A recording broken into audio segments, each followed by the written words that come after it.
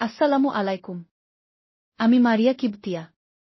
আজকে আমাদের সঙ্গে এসেছেন একজন নতুন মুখ, জোসেফ মোহাম্মদ কুমার।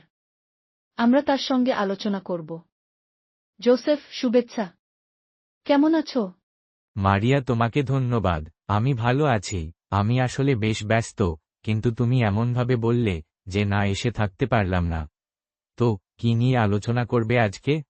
জোসেফ, তুমি তো জানো আমি বিশ্বাস করি একজন সৃষ্টিকর্তা আছেন। এবার আমি একটা দারুণ তাত্ত্বিক বিষয় নিয়ে কথা বলতে চাই, যেটা হলো কালাম কসমোলজিক্যাল আর্গুমেন্ট। তুমি কি জানো এই বিষয়টা কি? হ্যাঁ মারিয়া, তুমি তো ধর্ম নিয়ে বেশ কথা বলো।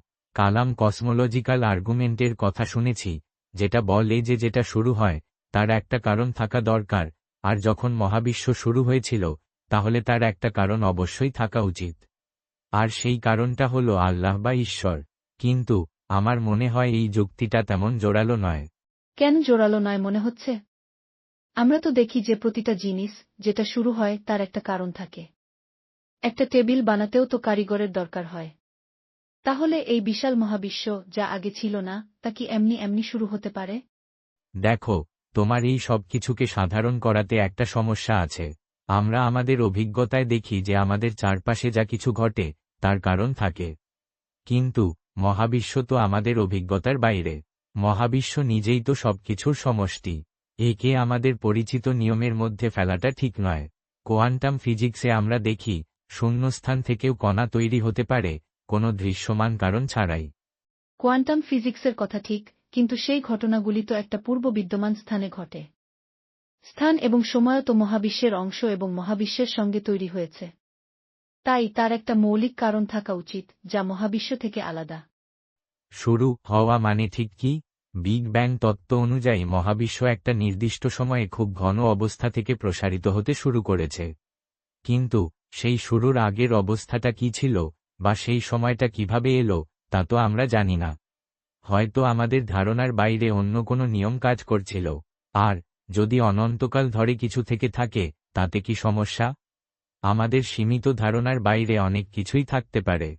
অনন্তকাল ধরে কিছু থাকলে তো আমরা বর্তমান সময়ে পৌঁছতে পারতাম না। কারণ অনন্ত অতীত তো কোনো দিন শেষ হবে না।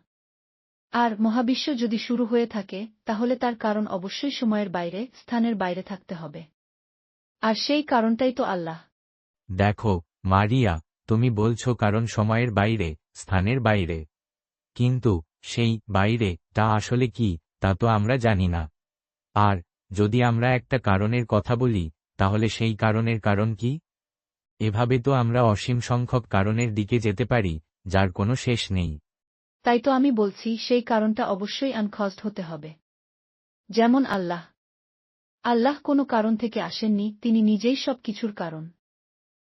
দেখো, আনকজড একটা ধারণা যা আমাদের বোঝার বাইরে। আমরা দেখি যে সবকিছু কোনো না কোনো প্রক্রিয়ার মাধ্যমে তৈরি হয়। একটা আনকজড সত্তার ধারণাটা বরং আরও জটিল করে তোলে। মহাবিশ্ব তো নিজেই কোনো কারণ ছাড়াই থাকতে পারে, সেই সম্ভাবনাটা উড়িয়ে দেওয়া যায় না। কিন্তু জোসেফ, যদি মহাবিশ্ব শুরু হয়, তাহলে তার কারণটা অবশ্যই এমন শক্তিশালী হতে হবে যে সে সময় এবং স্থান তৈরি করতে পারে। এই ক্ষমতা তো আমরা শুধু আল্লাহতেই দেখি। আর আমরা দেখি সব কিছুর একটা উদ্দেশ্য আছে, এমনকি মানুষের জীবনেরও। এই উদ্দেশ্য তো একজন বুদ্ধিমান সৃষ্টিকর্তা ছাড়া আসা কঠিন। মারিয়া, উদ্দেশ্য বা পারপাস এর ধারণাটা খুবই সাবজেক্টিভ। প্রকৃতিতে অনেক কিছুই কোনো নির্দিষ্ট উদ্দেশ্য ছাড়াই ঘটে। আর যদি একজন সৃষ্টিকর্তা থাকেন, তাহলে তিনি কেন এই বিশ্বকে এত দুঃখ কষ্টে পূর্ণ করে বানালেন? সেটা অন্য আলোচনার বিষয়। কিন্তু কালাম আর্গুমেন্ট শুধু মহাবিশ্বের শুরুর কথা বলে। যদি মহাবিশ্ব শুরু হয়ে থাকে, তাহলে তার একজন সৃষ্টিকর্তা আছেন, এটাই এই যুক্তির সারমর্ম। দেখো মারিয়া, কালাম আর্গুমেন্ট হয়তো একটা সম্ভাবনা তুলে ধরে, কিন্তু এটা কোনো নিশ্চিত প্রমাণ নয়।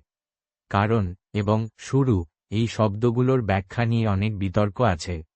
আর একটা কারণ থাকলেই যে সেটা একজন সর্বশক্তিমান ঈশ্বর হতে হবে, তার কোনো যুক্তিযুক্ত প্রমাণ নেই। হয়তো আমরা ভবিষ্যতে এমন কোনো বৈজ্ঞানিক ব্যাখ্যা পাব, যা এই রহস্যের সমাধান করতে পারবে। আপাতত আমার মনে হয় না এই যুক্তিটা ঈশ্বরের অস্তিত্বের পক্ষে খুব শক্তিশালী প্রমাণ দেয়। তুমি তোমার যুক্তিগুলো ভালোভাবেই ব্যাখ্যা করলে, জোসেফ। আমি তোমার ভাবনাগুলো নিয়ে আরও ভাবব। আমিও তোমার বিশ্বাসের প্রতি শ্রদ্ধাশীল, মারিয়া। তবে যুক্তি এবং প্রমাণের ক্ষেত্রে আমার দৃষ্টিভঙ্গিটা একটু ভিন্ন। জোসেফ, তোমাকে ধন্যবাদ। এই ভিডিওটি শেষ পর্যন্ত দেখার জন্য সবাইকে ধন্যবাদ। এরকম আরও ভিডিও পেতে হলে আমাদের চ্যানেল লাইক, ফলো ও সাবস্ক্রাইব করতে ভুলবেন না।